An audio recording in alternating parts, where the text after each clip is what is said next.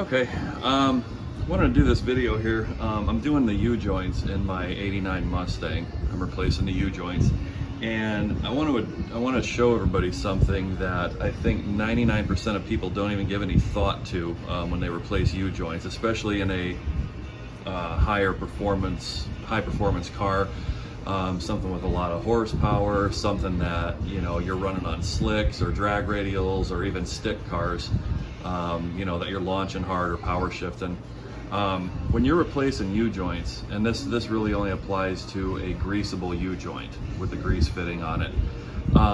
When you are replacing these, I notice a lot of people don't pay any attention to this. So this is obviously your drive shaft yoke. So when you're putting your U-joint in, you need to be aware of the location of the grease zerk in the U-joint. And what I mean by that is any 4-speed automatic, manual transmission, anything, when you're in your forward gears, looking from the front of the car, the drive shaft rotates clockwise. Looking from the rear of the car, it rotates counterclockwise. That's any car on the face of the earth, with the exception of some 4-wheel drive trucks and stuff like that where the pinion, I'm not even sure about that, but this is, for the sake of this video, this is just for passenger cars and light duty trucks.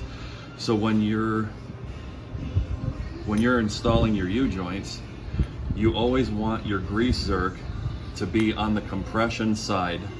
And keep in mind, counterclockwise from the rear of the car, clockwise from the front. You always want your U-joint zerk fitting, grease zerk, to be on the compression side of the joint, which would be here or here.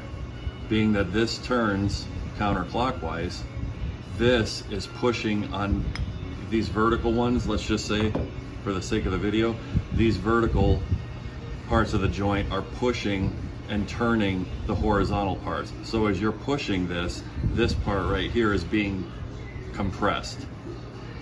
When you put it the opposite direction and you have it on the tension side, like this,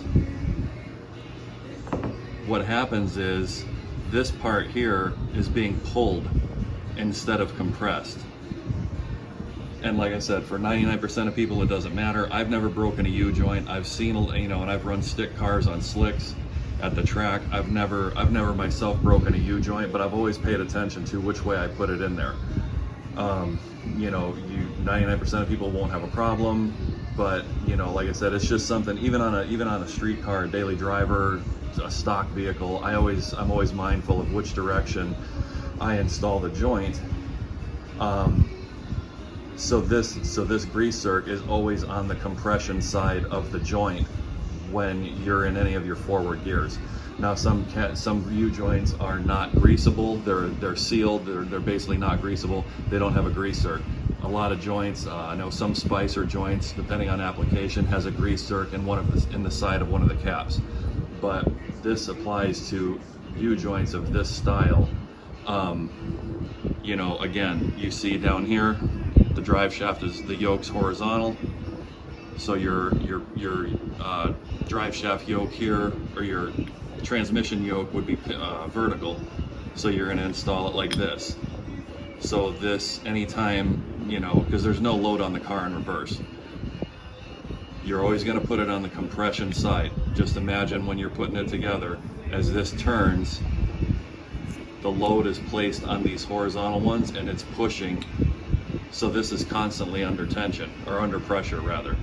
This grease zerk is going to, and like I said, for 99% of people it doesn't matter. But with all of this stuff coming overseas from Thailand and Hong Kong and India and all this other stuff, there's been a lot of talk about the strength of the metal, and it's just a little precaution that I take, and I always have taken, to install them properly, and that is the proper way to install them. Now, as far as the direction, because you'll always find the grease zerk is offset to the joint, that's going to be dependent on application. A lot of times it'll face the drive shaft yoke, away from the drive shaft. Sometimes there's not enough room, and you have to locate it towards the drive shaft, away from the transmission yoke. So I just want to share that with everybody. It's something, you know, it doesn't cost anything to do. It's something simple. It's just, you know, something to be mindful of when you are installing joints, especially in any kind of a high performance vehicle or even an off-road vehicle like a truck or a Jeep, because those do have incredible amounts of load on the drivetrain and drive shaft and stuff like that. So that's all I want to share with everybody. Hopefully it helps out, and more videos to come.